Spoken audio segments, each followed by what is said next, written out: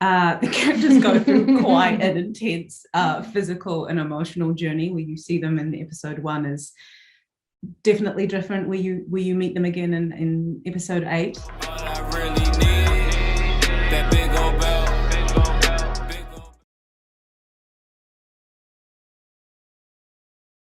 Hi, ladies. It's Jamie from Starry Constellation Magazine. Thank you so much for your time. Thank you. Nice to meet you. Nice to meet you.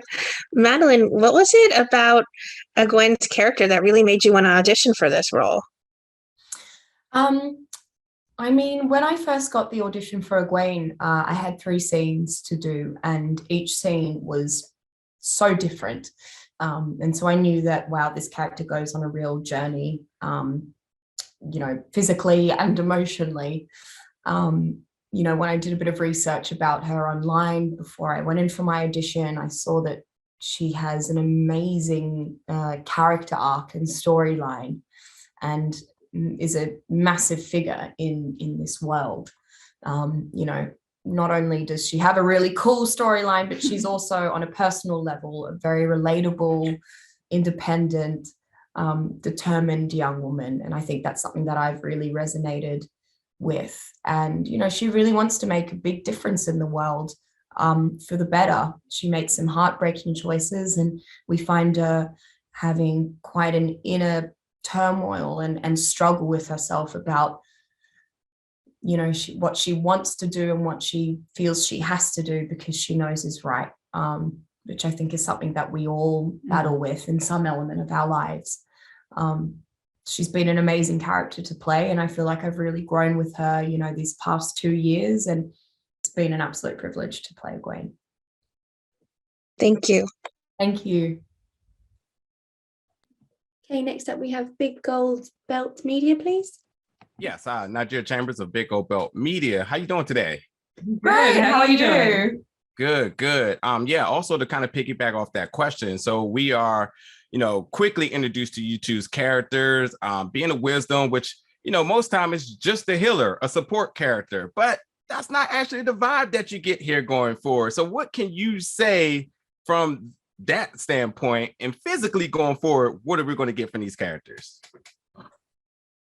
Yeah, the characters go through quite an intense physical and emotional journey. Where you see them in episode 1 is definitely different where you meet them again in episode 8. For Nynaeve in particular, she goes on an incredible personal journey where she has to battle her own insecurities about herself and her lack of control over the world. And for me personally, that's something that has really been relevant to my life, especially in the last 18 months of this craziness that we've all gone through. It's something that I've really related to. But at the beginning, Nynaeve is the wisdom, as you say, and she's an authority figure, and she becomes a lot more than that as we go along. Thank you. Okay, and So Wizard podcast, Adam. Given that you have such firmly established characters in the whole novel series, how were you able to find room to put yourselves into your characters? I think, honestly, the cast, this sounds so like pat on the back, but I really feel like that the work that the casting team have done, like Rafe, obviously, but also the amazing casting director in the UK, Kelly Hendry, is just phenomenal. I literally look around on set and I can't think of anybody else to play these characters. Everyone has an essence of the characters and who they are, especially Maddie. There's so much of a Gwen in her, and I can say that for everyone. I mean, I don't think it's been much of a fight to bring these characters to life. They've really done their jobs well. Yeah, absolutely. And I 100% agree with Zoe, and the same for you. You are the perfect embodiment of Nynaeve. And I think that they're such relatable characters in some way, shape, or form. We've all gone through the heartbreak or the loss or the love that they have gone through. And I guess that's what makes the Wheel of Time stand the test of time. Had to put that in there somewhere. You know, and then that's why they're such lovable characters, because we can all relate to them on some way, you know, some wavelength. So Yeah. Thank you. Thank you. And Nerd Caliber, Catherine. Hey, I'm Catherine from Nerd Caliber. My question is for both of you. The Wheel of Time has an incredibly large fan base that can be very vocal at times.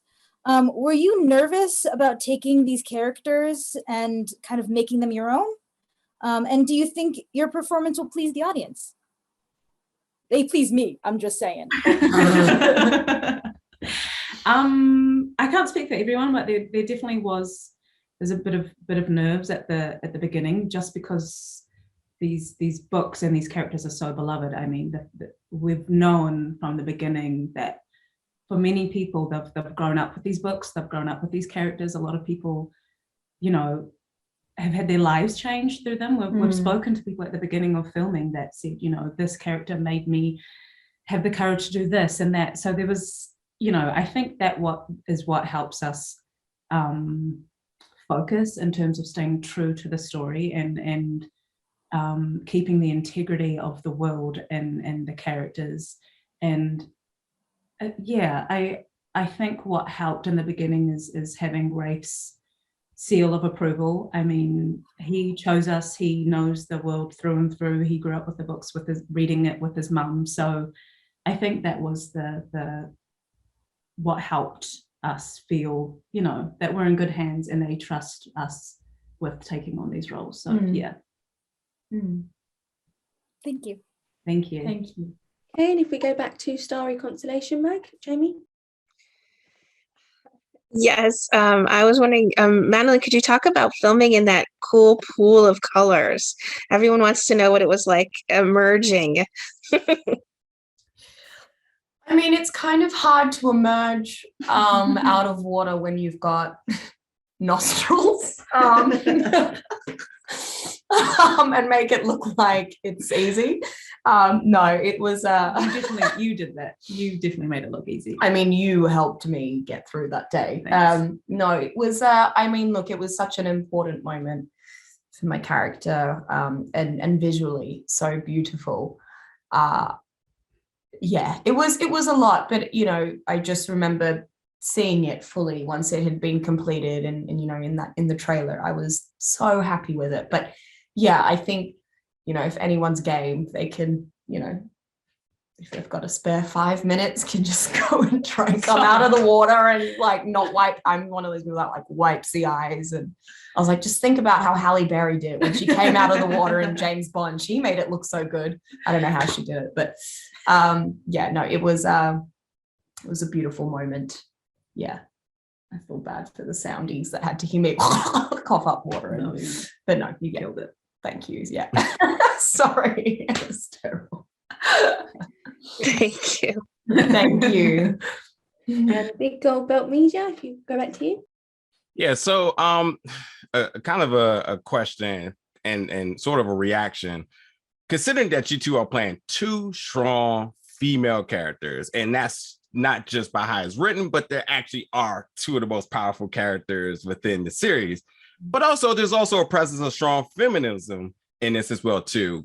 Was that also an extra draw to this, and does it also breed an extra sense of purpose now playing these roles? Yeah, I think so. I think what's wonderful about the Wheel of Time is that the equality and the women in power is not forced at all. It's just how it is, and everyone accepts it as such. And I think what we've done with the writing and what the scripts have done is made it really refreshing. I think it's very rare that you see characters, and particularly the female characters, written like this in fantasy as well. Right. So I think it's exciting, and yeah, of course we're thrilled to be a part of this world. Yeah. Exactly like what Zoe said. You know, it's not radical for women to follow their dreams and ambitions. You know, and that streak of matriarchy exists on an international scale of like the organization of the Aes Sedai, or whether you come to the Two Rivers and find Nynaeve as the strong wisdom of the women's circle.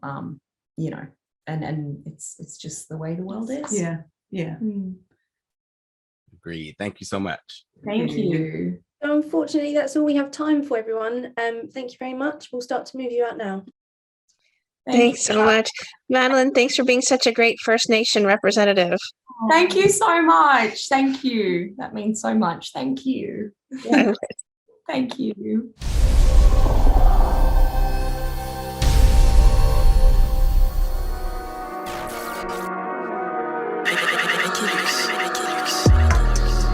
Big gold bell.